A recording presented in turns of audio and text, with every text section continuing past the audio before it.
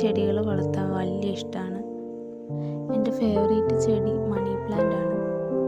ഞാൻ flowering plants ഒന്നും അധികം വളർത്താറില്ല, കാരണം അതിന് നല്ലോണം കെയർ കൊടുക്കണം.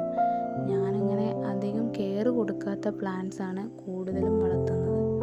ഈ ചെറിയ ടിന്നിൻ്റെ ഉള്ളിൽ വെക്കാമെന്നാണ് വിചാരിക്കുന്നത്, കാരണം എനിക്ക് ചെറിയ ബോട്ടിലിൽ വെക്കാനാണ് ഭയങ്കര ഇഷ്ടം.